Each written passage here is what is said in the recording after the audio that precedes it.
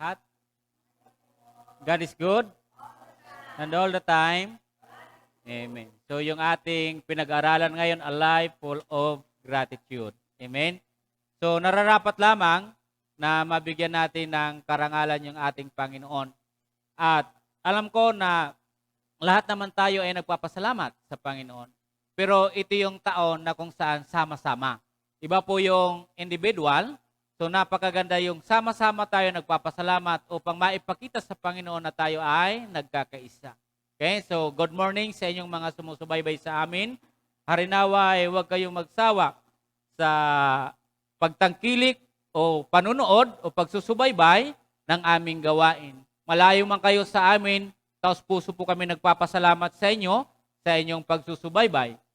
At sa aming mga kapatiran, sa malayo man kayo, harinawa ay huwag kayong mananawa. Lagi po namin inuulit na kinakailangan na kung paano kayo tumutungo sa simbahan, ay harinawa ay gawin din po ninyo sabay. Subalit, sa pagkakataong ito dahil maluwag na po yung panahon, at kung mayroong mang malapit na simbahan sa inyo, ay kailangan yung sumamba. Huwag niyong sanayin ang inyong mga sarili na laging na lang nanood ng live. But again, hindi ko pinagbabawal po yung manood, subalit, kung kayo po ay galing na po ng church, ay pwede nyo naman po yun panoorin. Amen po. Sapagkat recorded naman po yung aming live preaching or message. So, good morning sa inyo. Lahat ng naririto ay salamat sa Diyos at tayo ay nagkita-kita.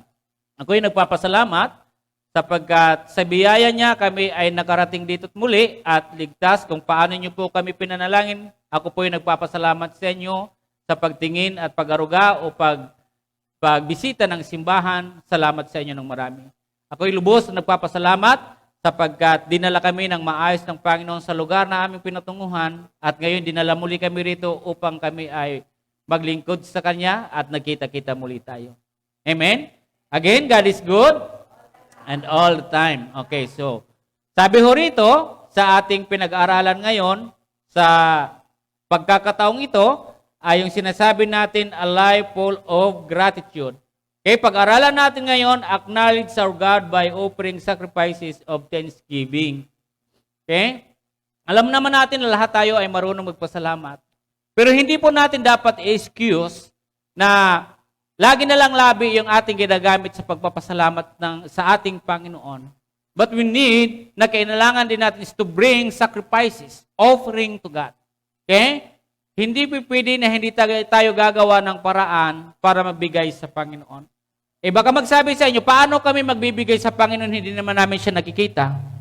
Pero kung ito ay gagawin po natin sa kanyang gawain, ay parang sa Diyos mo rin po yun. Amen po ba? So lahat tayo, sabi diyan, acknowledge our God by of thanksgiving. Okay? So kailangan natin yung gawin and let us express your gratitude to God properly. So tayo ay mayroong paraang dapat gawin kung paano natin sinasaayos yung pagbibigay natin. Amen po ba? Sabi ho riyan, kilalanin ang ating Diyos sa pamamagitan ng pag-aalay ng mga hain ng pasasalamat. Okay? Doon po natin gagawin yon. Kasi hindi naman po puro bibig na lang yung ating gagabitin. Okay? So, hindi ko ibig sabihin na bawal po magpasalamat sa bibig. Kailangan po natin yung gawin. But sa realidad, yung katotohanan, ipakita mo yung sinasabi mong pagpapasalamat. Amen po ba? So kailangan natin is to bring offering or sacrifices to our God. Amen? So sabi ho riyan, express your gratitude to God properly. Ipahayag ang iyong pasasalamat sa Diyos ng maayos. Look, mga kapatid, kung kayo ay pupunta sa mataas na opisyal ng gobyerno, sa panahon natin ngayon, magbibihis ka ng maayos. Kung mayroon ka mang ireregalo sa kanya, ay hindi yung sira-sira. Kung mayroon ka mang ibibigay, dahil nagpapasalamat ka, bibigyan mo siya ng maayos. Hindi gulag-gulanit, hindi sira-sira, kundi ay naaayon. Okay? Naaayon at naaangkop sa kanya. Hindi ka magbibigay ng mga bagay na akala na marahil ay isang tabi na lang ng binigyan mo. Kundi gusto mo magbigay na yon ay makita mo sa isang tao. Tama po ba? Sabi dito sa atin, ugaliin natin na maging maayos. Huwag yung gulo-gulanit. Baka sinasabi natin, porque hindi natin nakikita yung Panginoon, okay na ito. Hindi okay, hindi pwede yung pwede. Gawin niyo yung the best para sa atin. Okay? Hindi pa pwede yung ganito na ito, okay na to. No. Do it for the glory of God. Gawin mo yung maayos, yung pinakamaganda na sa tingin mo, yun talaga ay aangkop sa Panginoon. Kung sa tao nga, magbibigay ka ng hindi maganda, siguro sasabihin sa iyo, salamat, pero pag talikod ninyo, sasabihin nun, bakit ganito ba ito magbigay? Okay? So express your gratitude properly. Gawin natin ng maayos. Hindi basta-basta lang tayo magbibigay sa Panginoon na gano'n na lamang sapagkat ang Diyos pag nagbibigay sa atin ay napakaganda. At napapasigaw ka na nabiblis ka na, Lord, salamat sapagkat talagang saktong ibinibigay sa iyo ng Panginoon tama. Tama ba? In return, sa ating ibinibigay sa Kanya, gawin natin ng maayos. Alam niyo po ba, pag ginagawa po ninyo yun ng maayos, yun din yung laman ng iyong puso. Amen po ba? Kasi yun yung nararamdaman mo eh. Pero kung ano yung nararamdaman ng puso mo, and then you express your gratitude.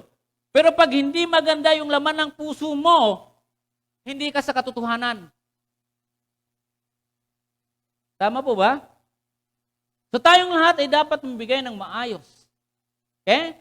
So buksan po natin yung Lucas chapter 19:37. Ito ay isang verse lamang, pero kung inyong papansin din po dito, yung kagalakan ng tao, kung paano nilatagan ng tao yung Panginoon. Kung paano pinasakay ang Panginoon doon sa pinakuhan niyang na hayop, na siya pa lang ang makakasakay rito. Kaya pwede po tayong lahat ay tumayo, o para lalo natin maintindihan yung aking babasahin ngayon, o ating pag-aralan, so maari po ba na tulungan niyo ako magbasa, 28 tuluyan na natin hanggang 40.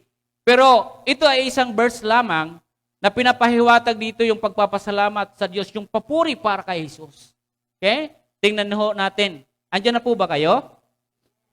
Okay, sabi diyan 28, o sa mga sumusubaybay, Lucas chapter 19, 28 to 40. 28. Pagkasabi nito, nagpauna si Jesus patungong Jerusalem. Nang malapit na siya sa Bethphage at Betania, sa bundok na kung tawaging bundok ng mga olibo, pinaunan niya ang dalawang alagad. Sinabi niya sa kanila, pumunta kayo sa susunod na nayon, sa pagpasok dooy, may matatagpo ninyo isang bisirong asnong nakatali. Hindi pa ito nasasakyan ninuman. Kalagin ninyo at dalihin dito. Kapag may magtanong kung bakit ninyo kinalag, sabihin ninyong kailangan ito ng Panginoon. Kaya't lumakad ang mga inutusan at natagpuan nga nila ang asno, ayon sa sinabi sa kanila ni Jesus. Samantalang kinakalag nila ito, tinanong sila ng may-ari, bakit ninyo kinakalag iyan? Kailangan ito ng Panginoon, tugon nila. Dinala nila kay Jesus ang asno at matapos isapin sa likod nito ang kanilang mga balabal. Siya ay pinasakay nila. Nagpatuloy si Jesus sa kanyang paglalakbay at sa kanyang dinaraanan na may ninalatag ng mga tao ang kanilang mga balabal. Nang malapit na siya ay palusong sa libis ng bundok ng mga olibo, nagsigawan sa galak ang mga buong pangkat ng mga alagat at malakas na nagpupuri sa Diyos dahil sa mga kababalaghang nasaksihan nila.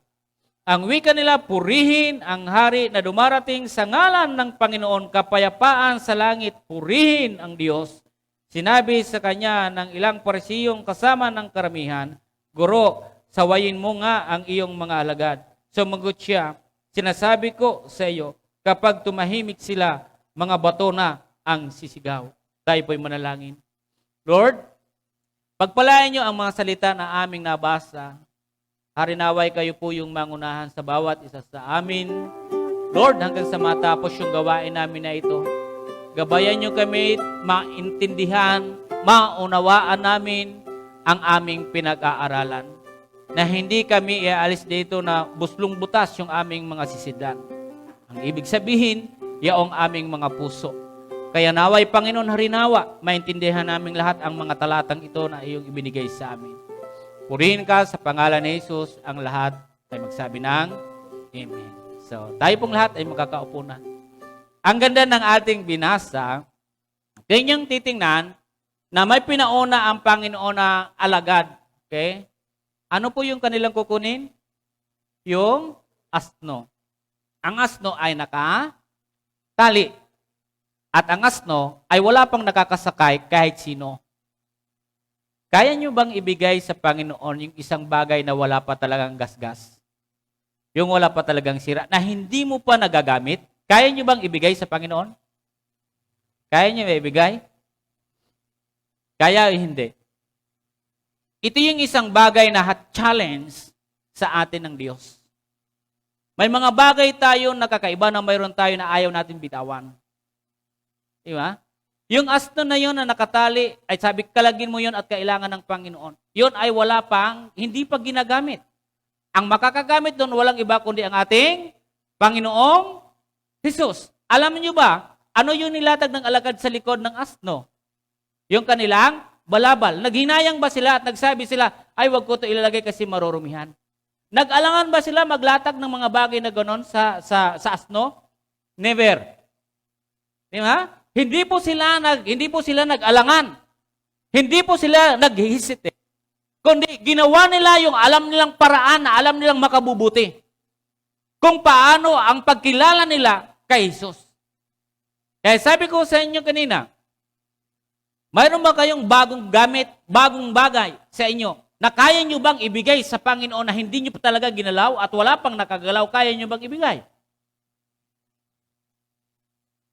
Ang asnong ito, wala pang nakakasakay kundi si Jesus.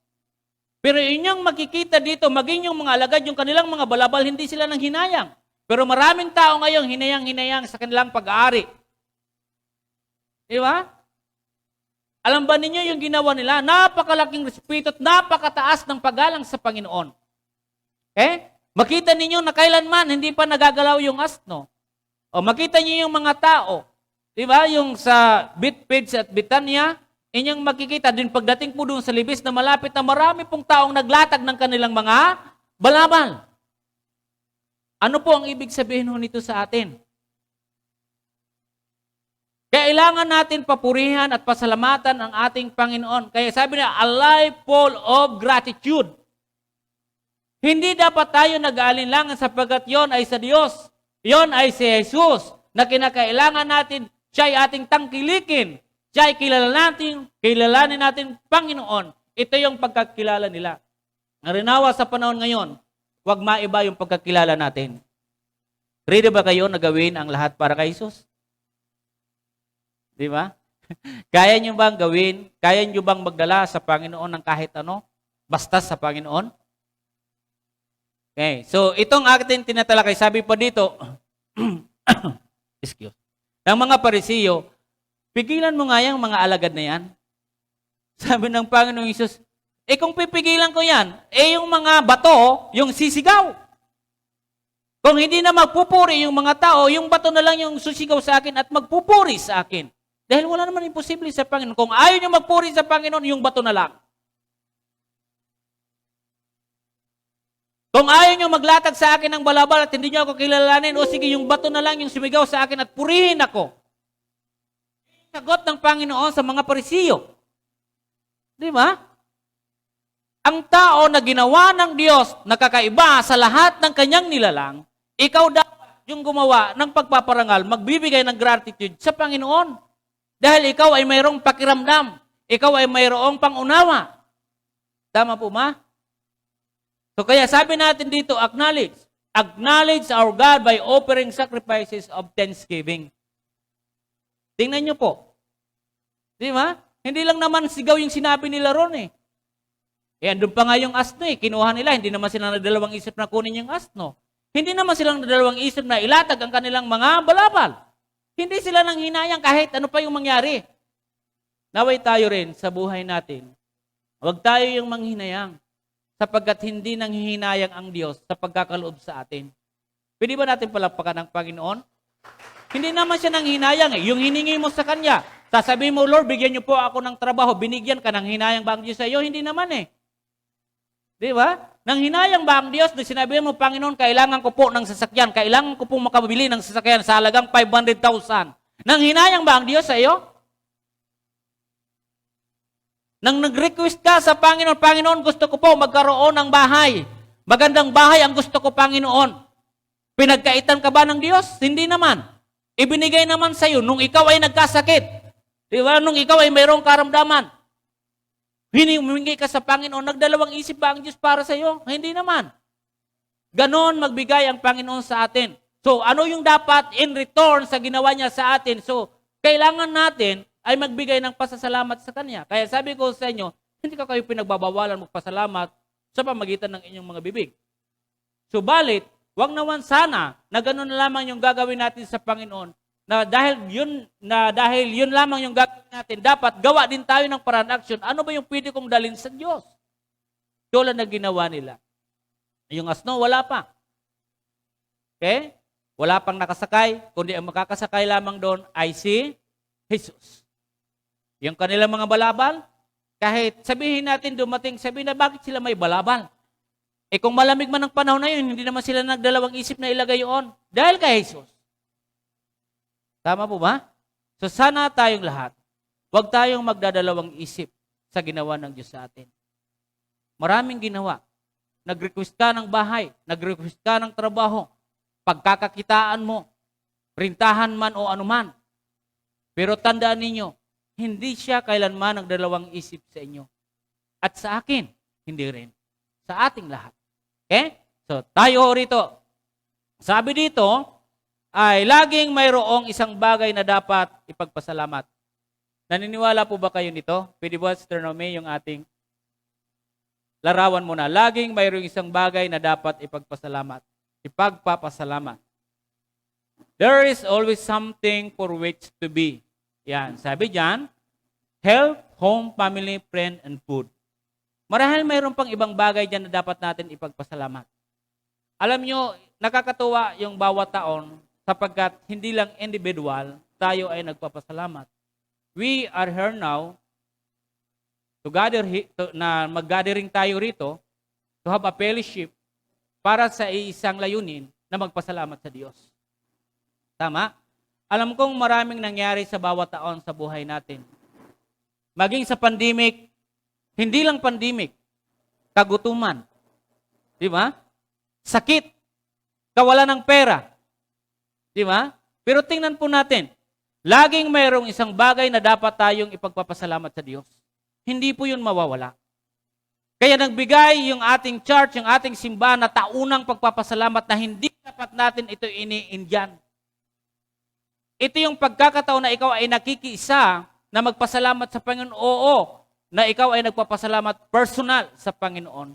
Pero isang malaking bagay po na ikaw ay pumupunta ng simbahan sa tauna nating pagpasalamat, ito ay isang opportunity na tayo ay sama-sama na sisigaw. Nakita niyo po yung binasa natin?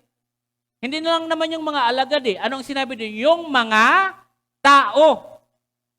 O, di ba? Yung sinabi na, yung mga tao naglatag ng kanilang mga balabal. So maraming tao. Di ba? Hindi lang naman isa yung nagpasalamat dun eh. Hindi na naman yung nagpuri.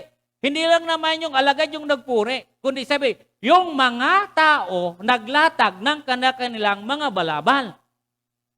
So lahat ng tao sama-sama nagpasalamat kay Jesus. Purihin. Ano yung sinabi po rito? Sabi ko dito, 37, nang malapit na siya sa palusong na sa libis ng bundok ng mga olibo, nagsigawan sa galak ang buong pangkat.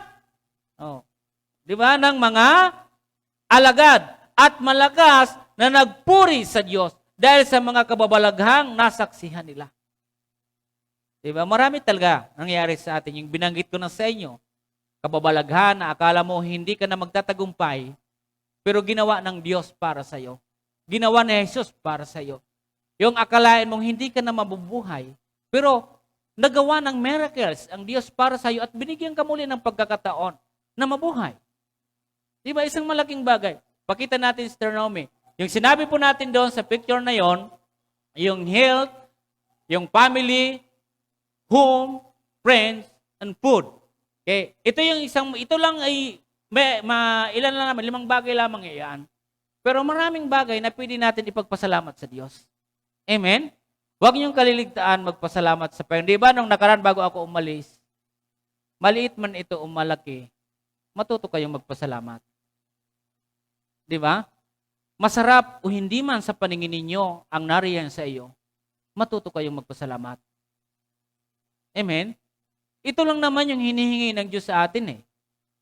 In return sa ginawa niya sa atin. Okay? So sabi diyan, tingnan po ninyo yung 1 Thessalonians chapter 5 verse 18. Sabi diyan, and give thanks whatever happens. Yung una pa lang, sabi diyan, whatever, and give thanks whatever happens. Pag sinabing whatever happens, in any circumstances in your life, give thanks to the Lord. Sapagkat ito yung kalooban ng Diyos. Because this is God's will for you. Okay? Sabi o riyan. And give thanks whatever happens, that is what God wants for you in Christ Jesus. Ito yung kalooban ng Diyos. Ano mo yung kalagayan mo ngayon? Pero kailangan mo pa rin magpasalamat sa Kanya. Kung yung buhay mo noon ay magara at ngayon ay hindi na magpasalamat ka sa Diyos, hindi ka nga naging magara ngayon, naging malapit ka naman sa Panginoon. Hindi ka nga ngayon naging magara at bongga ang iyong buhay. Pero natanggap mo at nagpasalamat ka sa Diyos sa nangyari sa iyo ngayon. Naging magara ka man noon. Di ba? O hindi ka man naging magara at naging magara ka ngayon, dapat mo rin yun ipagpasalamat sa Diyos. Yun yung nararapat para sa Kanya. Okay? O, sabi dyan, and give thanks whatever happens. Ano man yung mga pangyayari, magpasalamat tayo. Alam ko na magkakaiba tayong pangyayari sa buhay. Tama po ba? Sabi ko nga sa kanila doon, alam ko, may sarili-sarili tayong pamumuhay. Pero sana wag magkaiba tayo sa pamumuhay kay Jesus. Ano man yung pangyayari sa buhay ninyo at pangyayari sa buhay ko at pangyayari natin sa buhay natin ngayong lahat, magkakaiba siya. Iisa lang ang sasagot sa atin ng problema natin. Tama po ba? Walang iba kundi ang pangalan ni Jesus. Pwede ba natin palakpakan ng Panginoon? Iisa lang naman yung sasagot eh. Huwag kayong padadaig. Huwag niyong ititikom yung bibig ninyo na para purihin at pasalamatan ng Panginoon sapagkat yung isang bagay na dapat natin gawin para sa Kanya. Okay? So, sabi ho rito, express your appreciation and gratitude to God. Ipahayag ang iyong pagpapahalaga at pasasalamat sa Diyos. Mahalaga ba sa iyo ang Diyos sa buhay mo? Kung mahalaga siya sa iyo, pasalamatan mo siya. Sa akin, mahalaga para sa akin ang Panginoon. Maraming experience ako na magsasabi ko na napakahalaga sa akin ng Diyos. Di ko siya maiwan. May mga bagay may nag-iisip na gusto kong ayawan, pero hindi ko magawa. Why? Sapagkat mahalaga sa akin ang Diyos. Alam niyo ba na napakahalaga at mas matimbang si Jesus sa aking buhay. Mas matimbang siya. Kasi tandaan ninyo, pag si Jesus ay naririyan sa iyo lagi, magiging komportable ka. Sa lahat ng iyong ginagawa, whatever happens, andyan lagi yung Panginoon para sa iyo. Amen? Kaya ito yung panahon na sabi natin na ipahayag ang iyong pagpapahalaga at pasasalamat sa Diyos. Okay? Ito yung katotohanan. Pahalagahan mo siya. Hindi lang doon about knowledge. Hindi lang doon sa ating mga nalalaman sa salita ng Diyos. Alam niyo ba kung saan after yung Panginoon? Hindi naman doon sa mga nalalaman natin na hindi naman natin ginagawa. Yung ginagawa natin, sinasabuhay natin. Tama po ba? Yun yung katotohanan ng Biblia. Di ba? Kung ikaw ay naghahanap ng katotohanan, hanapin mo yung katotohanan si Jesus. Siya yung magpapasaya sa'yo. Amen po ba? Marami tayong hinahanap na totoo. Pero sino ba talaga yung totoo? Ang totoo si Jesus. Amen po ba? So, sabi dyan sa atin na kinakailangan mayroon kang pagpapahalaga saan ka man. Kapahalagahan mo si Jesus. Pasalamatan mo siya. Sa nangyayari sa iyo. Huwag niyong kalilimutan yung ginawa sa inyo ng Panginoon. Maraming nakakalimot sa Panginoon eh. Dahil sa kanilang sariling damdamin. Kaya niyang ipagpalit ang Panginoon dahil sa kasiyahan niya sa isang tao, kaya niyang palitan ang Panginoon. Yun yung totoo sa Biblia, mga kapatid. Kung naghanap ka ng saya, hanapin mo ang Diyos. Huwag mong hanapin yung kasiyahan mo sa tao. Hanapin mo yung kasiyahan mo sa Panginoon. Sapagkat alam ng Diyos kung sino yung makapagpapasaya sa iyo. Amen po ba? Yan po yung Biblia. Kung ikaw ay naririto sa simbahan o saan ka mang simbahan, dapat masaya ka, nagpupuri ka ng maayos. Pinapahalagahan mo yung bawat araw ng iyong pagdulog sa Panginoon. Na ikaw ay laging masaya, hindi ka dapat nalulungkot doon. Dahil mahalaga sa iyo ang Diyos. Tama? Number 1. Sabi ko riyan, express your appreciation and gratitude to God. Number 1, worship God in a pleasing way with reverence and awe. Okay? Sabi ho riyan, sambahin ang Diyos sa isang nakalulugod na paraan na may paggalang at pagkatakot. E paano pagpunta mo ng simbahan? Wala naman yung isip mo sa Diyos. Tamang paraan ba yun? Hindi tamang paraan yon. Tama po ba? Hinahanap natin yung tamang paraan. Pag hindi tamang paraan, kung tao yung kausap mo, nakakabastos yun. Binabastos mo yung kausap mo, pag ganun po sa loob ng siya, binabastos mo ang Diyos. Wala ka sa katinuan. Pag ganyan ang iyong ginagawa, wala sa tamang paraan ang iyong pagsamba sa Diyos. At hindi yun makakatulong sa iyo. Hindi yun makabubuti sa iyo. Okay? Dahil sabi ko riyan, worship God in pleasing way with reverence and awe. May paggalang at pagkatakot sa Kanya. May paggalang pa ba ngayon yung tao at mayroon pa bang pagkatakot yung tao sa Diyos pag pumapasok ng simbahan? To worship God? Kasi nauuna kasi yung ating emosyon. Yung dumdamin natin, inuuna natin yung makapagpapasaya sa atin, ayaw natin tanggapin si Jesus ng lubusan. Yung paraan kasi natin iba. Ayusin natin yung paraan ng pagsamba natin. Kahit saan tayo. Pag hindi maayos yung paraan mo ng paglingkod sa Panginoon, wala yan. Tama po ba? Kahit saan kayo maghanap, kahit saan ako maghanap, ilang simbahan na po yung aking napuntahan. Ang katotohanan niyan, si Jesus ang hanapin mo. Tama? Sabi diyan, worship God in pleasing way with reverence. Sambahin ang Diyos sa isang nakalulugod na paraan na may paggalang at pagkatakot. Pagpunta mo ng simbahan, siguruhin mong ginagalang mo ang Diyos at nagpupuri ka. Tingnan niyo po ng basa natin. Di ba? Nagsigawan sila, sambahin ang Panginoong Hesus. Naglatag sila ng ganito dahil kanilang pinupuri ang Panginoon.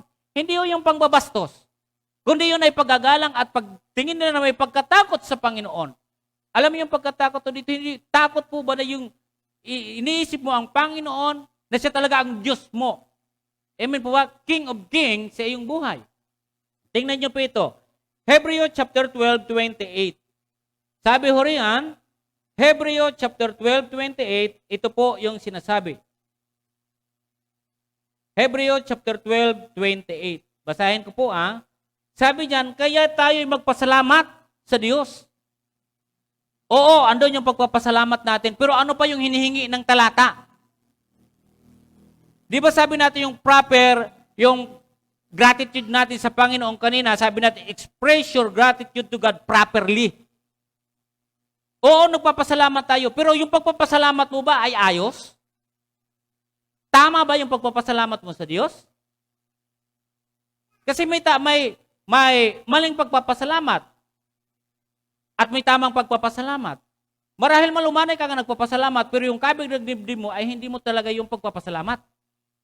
May pagpapasalamat na marahil mahina at may pagpapasalamat na marahil ay sigaw. Di ba?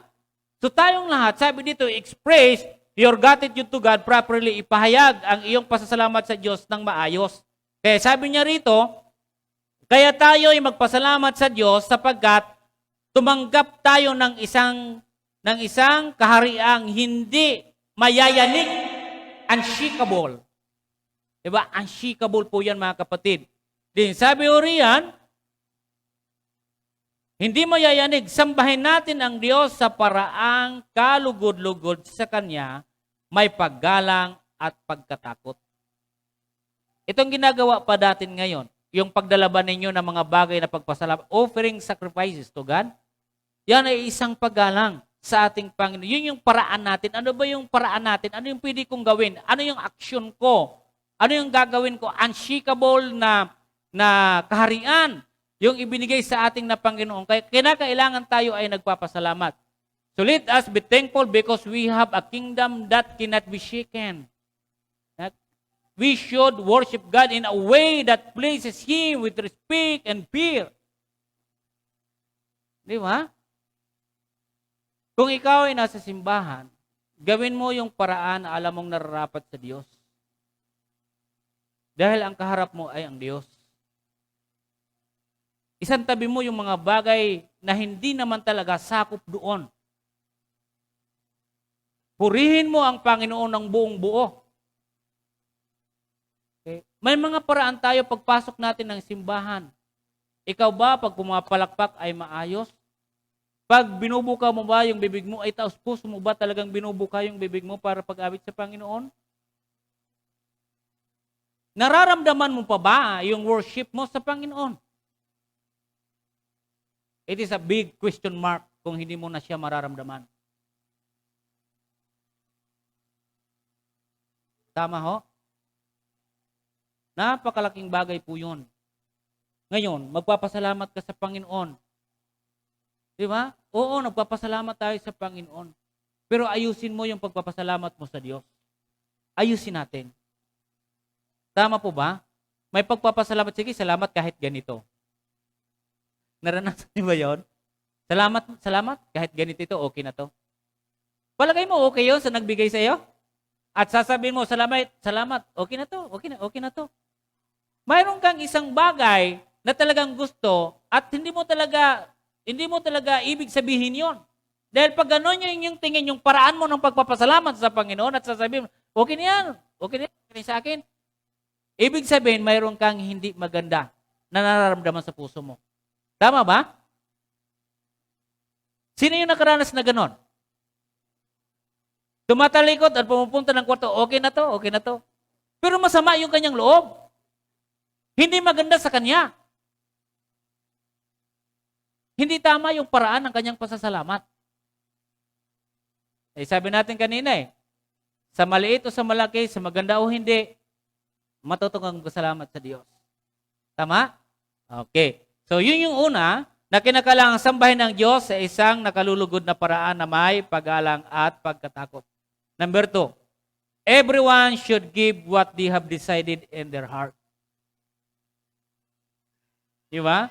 Sabi ho riyan, dapat ibigay ng bawat isa kung ano ang napagpapasyahan nila sa kanilang puso. Huwag kayong magbibigay na masakit sa kalooban ninyo. Kung nagpapasalamat lamang kayo at hindi naman talaga maganda yung kalooban ninyo, huwag niyong gawin. Hindi ho pinipressure tayo ng Biblia. Hindi pinipressure. Kundi ano ba yung laman ng puso mo? Tandaan ninyo, sabi ng Biblia in 2 Corinthians 9:6, sabi, tandaan ninyo, ang nagbibigay ng kakaunti ay mag-aani ng kaunti. At ang magbibigay ng marami ay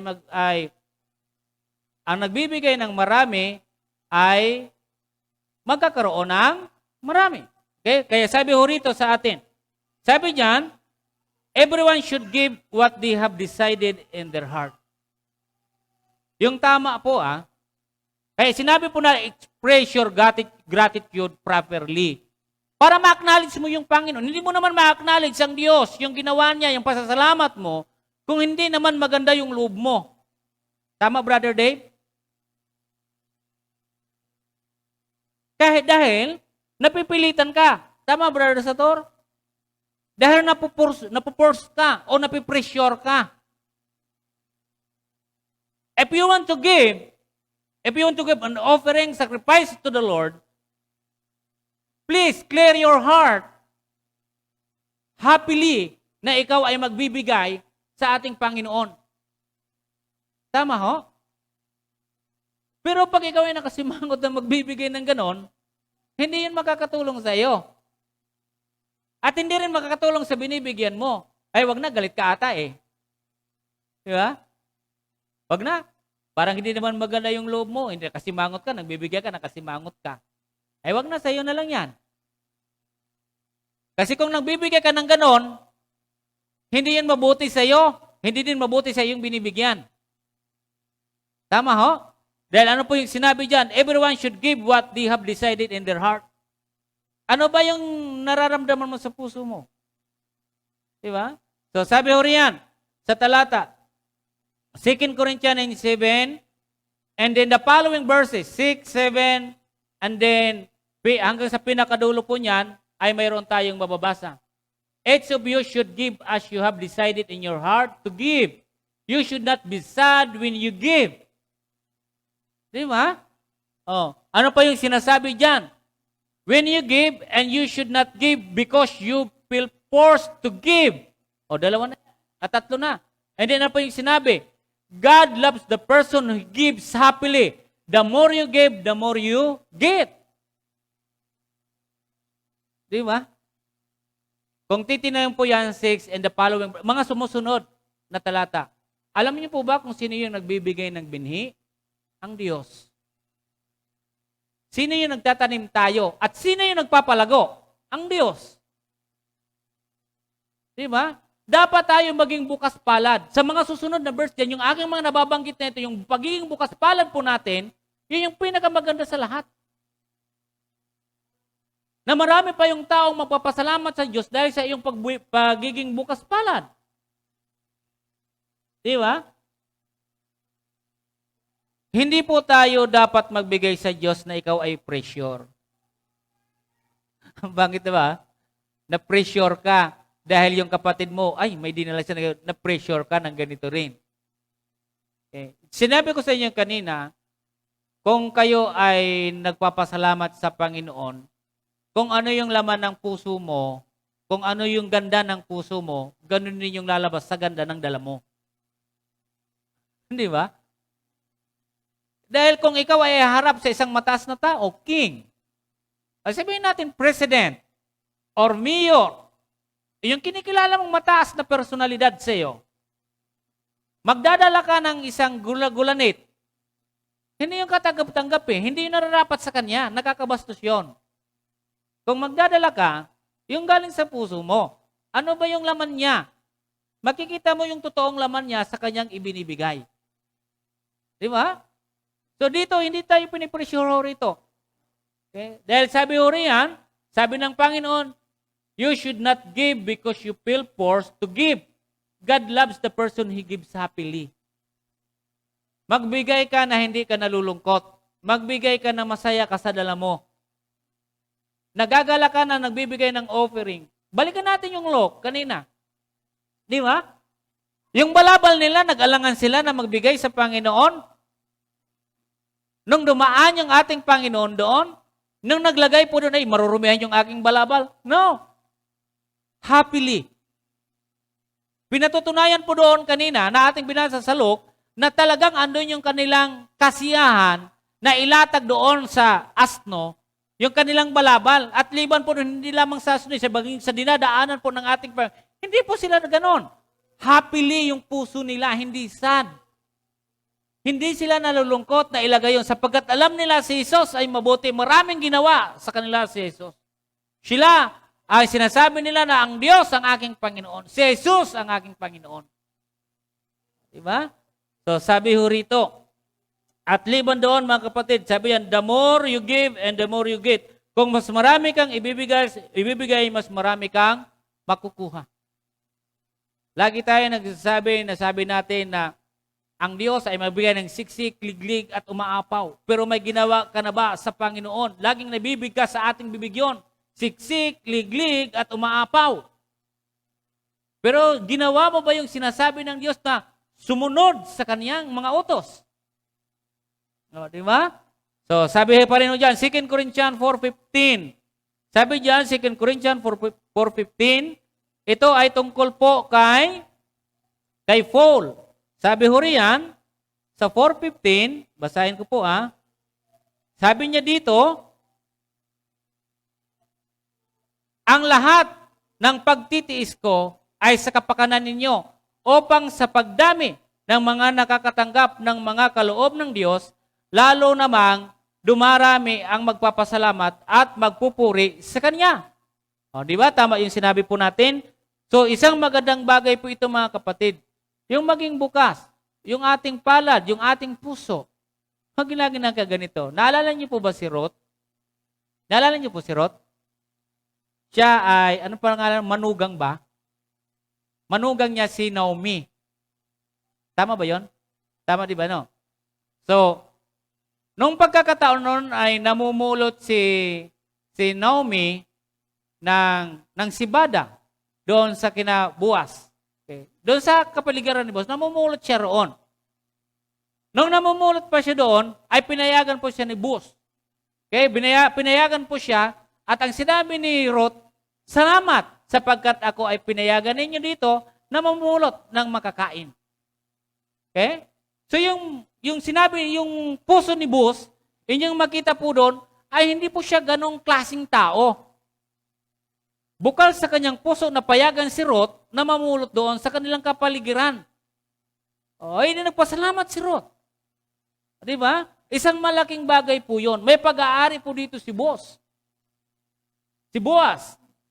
Kaya may pag-aari dito, pero ang sinabi naman ni Ruth, salamat sapagkat pinayagan mo ako rito. O, ano ay yung naging resulta?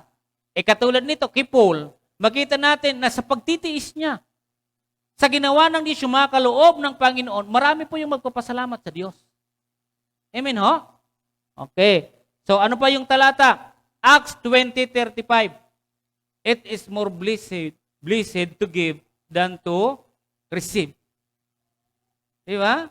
Sabi ng Biblia sa Acts 20:35, mas maraming matatanggap ang mapagbigay kaysa binibigyan. Ito yung sabi ni Paul doon sa gawa. Oh. Amen po ba? Yan yung kanyang sinabi roon. So kaya sa bawat isa sa atin ngayon, ano man yung dala natin ngayon, dala natin yon na maluwag sa ating kalooban, maluwag sa ating mga puso. Tama ho? Dahil ito'y taon na nating pagpapasalamat sa ating Panginoon. Nararapat lamang ito sa Kanya. Okay, pangatlo, whenever we honor God, He pays attention to your gratitude. Baka nag-iisip tayo na hindi pinakikinggan o hindi nakikita ng Diyos yung ating mga dala. Di ba? Biblically talaga naman, nagsasabi naman yung Biblia. Sabi ho riyan, whenever we honor God, He pays attention to your gratitude. Sabi, sa tuwing pinararangalan natin ang Diyos, binibigyan pansin niya ang iyong pasasalamat. Kaya alam ng Diyos kung masama ang loob mo o kung hindi. Alam ng Diyos kung totoo yung pagdala mo sa Kanya. Whenever honor God. Sabi diyan, He pays attention to your gratitude. Sa tuwing pinararangalan natin ang Diyos, binibigyan pansin niya ang iyong pasasalamat. Nakikita yung dala mo. At liban doon sa dala mo, nakikita din ng Diyos yung puso mo. He pays attention to your gratitude. Whenever honor God. Kaya ano po yung sinabi po dito sa Psalm 50:23? Those people honor me who bring me offering to shoot thanks, and I, God will save those who do that. Di ba? Nakikita ng Diyos yung ginagawa. Ginagawa natin yon mga kapatid, dahil sa ating Panginoon. Sabi po dito kay David. Okay? Kay David, sabi dito sa awit. Sabi dito sa awit 50:23. Basahin po ninyo. Sa 50:23, ito po mga kapatid. Sabi niya, 23, ang parangal na nais ko na sa aki ihain ay handog ng pasasalamat. Pagpupuring walang maliw, akin namang ililigtas ang lahat na masunurin. Amen. Di ba? Ililigtas ka na. Kitang-kita ng Panginoon yung dala mo, kaya huwag kang magsasabi na hindi yun nakikita. The eyes of the Lord.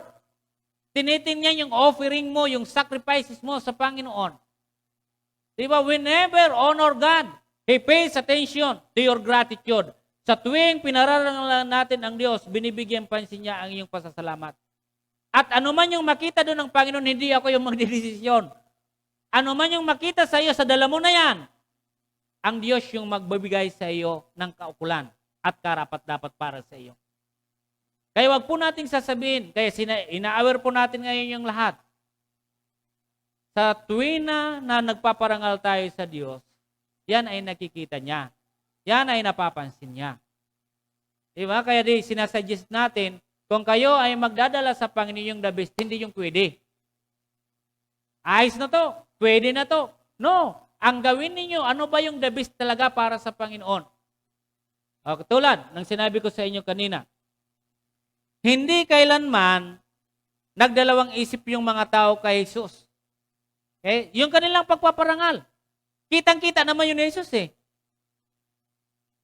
Nakita niya kung paano siya ginalang ng mga tao. Nakita niya kung paano siya pinarangalan ng tao. Di ba?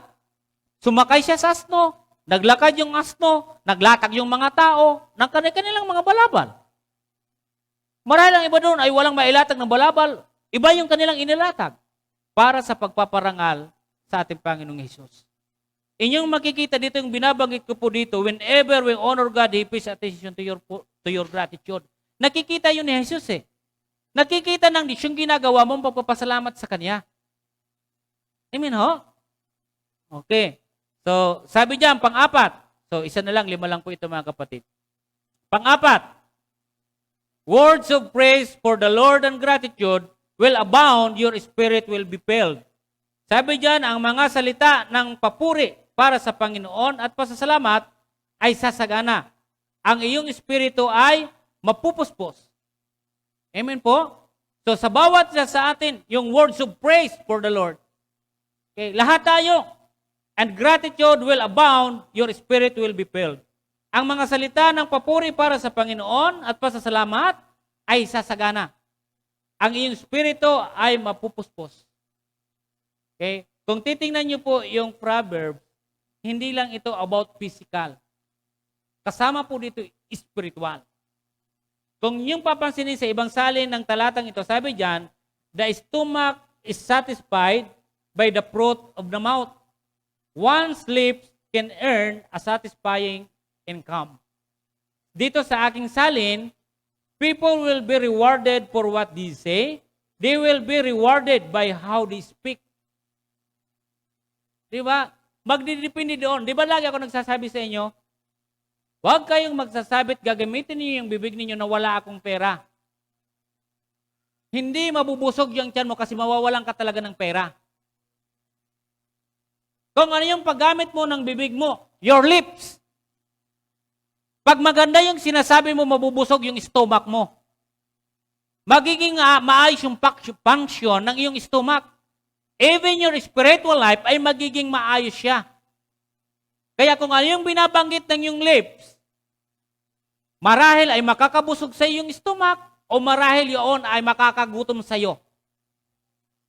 Magugutom ka talaga. Pag yung linalabas ng bibig mo ay hindi maganda, magugutom ka. Makakaramdam ka ng panghihina. Tama ba? Nakakaramdam kayo ng ganon? Makakaramdam talaga kayo pag magsalita ng hindi maganda sapagkat hindi siya blessing. Ito yung dito sa Proverbs na ito. Sabi, the stomach is satisfied by the fruit of the mouth. By the fruit of the mouth. Ano ba yung sinasabi mo? Ano ba yung sinasalita mo? Ito ay praise. Ito ay para sa Panginoon. Pag ang Panginoon ang sinisigaw ng iyong bibig, mapupuno ang iyong stomach. Hindi lang yung stomach, even yung spirit. Sabi dyan ay mapupuspos tayo ng espiritu. Tama po ba? Pag ikaw ay lagi na, pero tandaan niyo ito. Pag ikaw ay hindi nagaganahan ng pag-awit, ng pagpuri sa Panginoon, hindi ito makabubuti sa iyo. Hindi makakabuti sa iyong stomach. Hindi makakabuti sa iyong espiritu. Why? ang pagkain ng Espiritu is to praise God, to glorify God.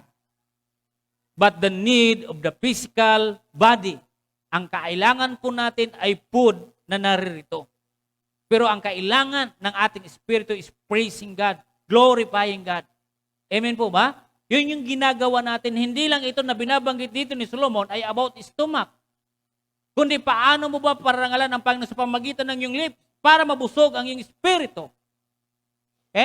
Kaya sabi diyan sa atin, sa pang-apat na yan, ang mga salita ng papuri para sa Panginoon at pasasalamat ay sasagana. Sasagana ka pag nagpupuri ka sa Panginoon. Pagtama yung paggamit mo ng iyong lips.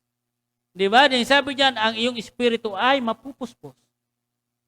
Tingnan mo yung tao pagpunta ng simbahan na puspos. At lalong napuspos siya pag dumadating ng simbahan. Tingnan mo yung taong malungkutin sa loob o hindi tanggap o hindi maganda yung loob. Sa loob at labas man, hindi maganda.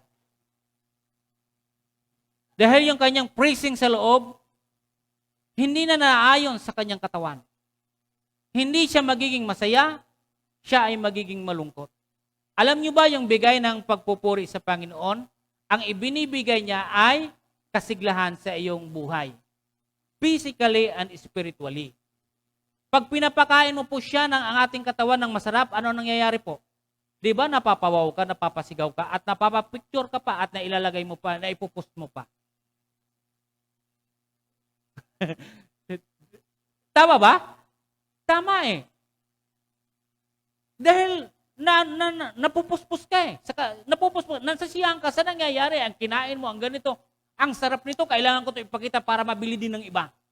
Dahil naranasan mo eh. Amen? Gayun din sa Espiritu. Pag ikaw ay naroon sa loob ng simbahan na talagang napuspos ka, ang ganda ng awitan at ganito, nagpalakpak ako, sumigaw ako ng ganito, maisishare mo rin yon. Maisasabi mo, maipopost mo rin yon, na ganito yung aming awitan, ganito, napakaganda, napakasarap, na ngayon ko naranasan yung ganitong pagpupuri sa Panginoon. Tingnan nyo, pag ang kinain nyo na pagkain ay hindi gaano kagandahan, pagtuyo, pag-alamang, pag-saging, maipupos nyo kaya?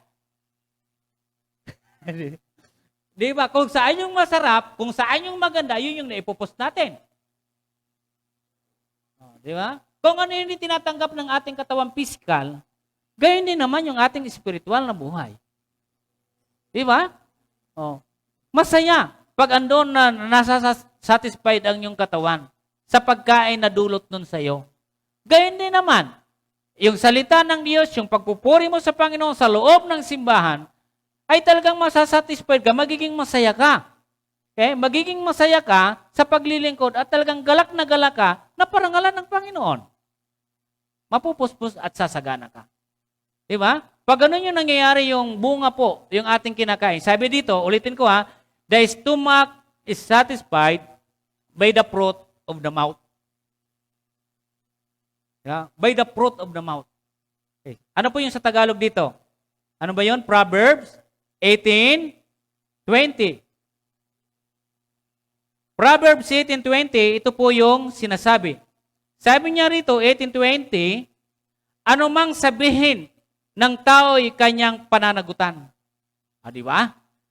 Kung ano yung kanyang sabihin. Kaya kung ano yung ginagawa mo niyan, di ba? Pag hindi ka naman nagpupuri sa Diyos, pananagutan mo yung ginagawa mo na yan. Okay? Hindi ka nagpupuri. Then sabi niyan, ayon sa salita niya, ay gagantimpalaan. Di ba? Pananagutan, anding gagantimpalaan. Kaya sabi ho riyan sa atin, the stomach is satisfied by the fruit of the mouth. Okay? One's lips can earn a satisfying income. Amen po ba? So sana tayo ngayon ay puspos ng banal na Espiritu. Amen po ba? Kung ano yung ating ginagawa dito ay sana'y nasisiyahan tayo. Habang nag-awit tayo kanina, ang sarap umawit. Tingnan niyo po yung result, di ba? So pag ikaw ay masaya nang tinatanggap mo po yung salita at awitin ng ating Panginoon ay magiging masaya ka. Welcome para sa iyo yung salita at awitin ng ating Diyos. Okay? Panglima at panghuli. The Lord is our strength and our shield. Ang Panginoon ang ating lakas at ang ating kalasag. Okay. Bakit tayo nagpapasalamat? Bakit natin ina-appreciate yung ginagawa ng Diyos? Again, sabi ko dito, ang ating Diyos yung ating strength. Siya yung ating kalasag. Siya yung ating lakas. Alam niyo kung bakit tayo ngayong malakas? Okay. Bakit ikaw ngayon ay naririto? Almost 2 years na mayroong pandemic, naging maganda ka, naging maayos ka. Sapagkat ang Diyos ang iyong kalasag, siya ang nagbibigay sa iyo ng lakas. Amen po? Oh. Tingnan niyo po, kami ni Sister Mita. Biyahe kami punta ng Bicol. Papunta kami doon, umaabot siguro kami ng kasi marami kaming staff eh. Kasi yung aso dala namin. Umabot kami doon, anong oras ba kami dumating doon? Umalis kami dito ng 11 ata. 11:30 yung pag-alis po namin dito. Yung pag-alis po ninyo dito, Joseph. Mga ganun nata yung oras. So, ang nangyari po noon, sa aming paglalakbay ay dumating kami doon, mga 7 o'clock na ng umaga. Maraming standby kami na napunta. Pati sa Naga nakapunta kami kasi si Maxine at Naomi, wala silang swab test. Dumaan kami doon, nagpa-antigen kami. Kaya medyo naanuhan kami ng panahon. Pero alam niyo po ba, ang akin ditong kinikwento ay yung lakas na binigay ng Diyos sa akin. Hindi man ako napagod eh. Nantok, pero hindi ako napagod sa wala. Kahit alam niyo, kahit sa pagbabalik namin dito, never. Masaya kami na nakarating dito. Dahil alam ko yung nagbibigay ng lakas naman yung Panginoon eh. Di ba? Masaya kami na naglalakbay. Okay? So, dito kami dumaan sa may Teresa. Okay. Ang ganda ng daan. Kung gusto niyo umuwi. Wala na ko yung babayarang toll pay. Ang sarap dyan. At liban doon, ang ganda ng simoy ng hangin. Hindi katulad yan. Okay? So, praise God. So, alam po ninyo yung, bakit ko kuninto yan sa inyo? Sapagkat napakaganda talaga. Ako po ay nagpapasalamat ng marami talaga sa Diyos sapagkat yung lakas na binigay niya. Hindi naman kami, hindi talaga napagod. Yung sasakyan namin, okay, balikan, walang problema. Nagkaroon lang siya sa battery lang, pero wala nang ibang problema. Okay? So, ganun po ang Panginoon yung binibigay niya sa atin.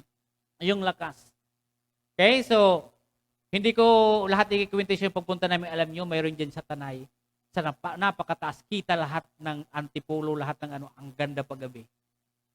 Hindi, malapit po dyan sa may malapit po dyan sa may yung windmill. Nako, pag pumunta kayo, hindi kayo alis. Ang ganda pala dyan paggabi. So, ang ganda. Napunta tayo doon. Pero alam nyo, yun yung nagpapasigla, nagbibigay ng lakas. Yun talaga ang Panginoon ay, makikita mo, malakas na ibibigay sa iyo ng Panginoon yung katawan. Okay? So marami mga nangyayari din. Sabi diyan, the Lord is my strength and shield. I trust Him. I trust Him. Sabi diyan. And help me. I am very happy and I praise Him with my song. Amen? Ito yung sinabi ni David. Okay? Mari-experience mo lang yung sinasabi mo yung lakas at kalasag ang Panginoon. Gawin mo yung kalooban ng Diyos. Diba? Binabanggit ko yan sa inyo sapagkat naranasan ko po yung lakas na binigay ng Diyos. Hindi biro mag-drive mag-isa. Di kundumin. Brother Hernan? Hindi biro. Alam nyo ba kung ilang kilometro pa uwi sa amin? 600 mahigit. 631. 624 dito sa Erusin. Papunta pa sa amin, 7.5. So 631, parang ganun. Hindi biro yun ha. Kayo nga siguro kahit 200, masakit na yung baywang ninyo at gusto nyo magpapalit. Pero praise the Lord. Di ba? So, ang Panginoon yung nagbibigay ng lakas sa bawat isa sa atin. Kung si David naranasan niya, ito yung paparana sa ating lahat ng Panginoon. Tama din sa pagdadrive. Ito, malayuan din to eh. Pero di ba, pag ang Panginoon andiyan sa iyo, lagi kang malakas. Ligtas ka sa aksidente. Marami kaming nadaanan ng aksidente, ang daming mga sabi ni grabe, sabi ko, mga patay siguro yung mga nito. Yung mga nasa gilid ng sasakyan. Kasi ang Panginoon, andiyan naman lagi sa atin. Sa paglalakbay, saan ka man, siya yung kalasag, siya yung tutulong at magpapalakas sa iyo. Amen? So yan yung ating panglima. Sabi diyan, the Lord is our strength and our shield. Ang proteksyon ng Diyos ay laging naririyan para sa iyo. Kaya't kailangan mo magpasalamat ng maayos sa Panginoon. Okay? So, sa ating pagtatapos, sabi ho rito, may tatlong bagay.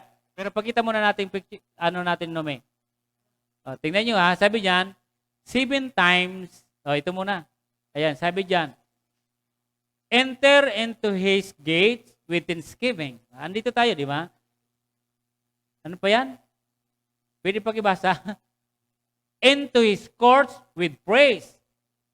Be thankful unto him and bless his name. Tama? So, yan po yan. So, sa Psalm 101 para maintindihan ninyo. Okay, sa Psalm 101 na enter into his gate with thanksgiving. Okay? In his courts with praise. Tama ba? Be thankful po ba yan? Be thankful unto him and bless his name. Amen po ba? So, ang Panginoon ay kailangan natin sa pagpasok natin dito sa kanyang templo, sa kanyang simbahan. Ay dapat andun yung kagalakan lagi. Okay? Enter in his court. Okay? With thanksgiving, yung pagpapasalamat natin sa Panginoon. Yung greatness, yung amazing na ginawa ng Diyos para sa atin. Okay? Sabi ho riyan sa Psalm 119, 164, 7 times a day, I praise you for your fair laws. Sabi ng patas na batas ng Panginoon. Anong ibig sabihin dito? Unceasing gratitude now and every day. Walang humpay na pasasalamat ngayon at araw-araw. Doon kay David, 7 times, sabi niya. Sa isang araw, 7 times. Oh, sa Psalm 164, 7 times a day I praise you for your fair laws and yan, yung kanyang patas na batas. Okay? So, laging magpasalamat ang ibig sabihin niyan. Then, pangalawa, Ephesians 5:20, always give thanks to God for the Father for everything in the name of the Lord Jesus Christ. Sabi diyan, God deserves your gratitude for all He has done for you. Nararapat sa Diyos ang iyong pasasalamat sa lahat ng kanyang ginawa para sa iyo. Tama lamang. Nararapat lamang na pasalamatan natin ang Panginoon. Pangatlo, thank to the Lord because He is good.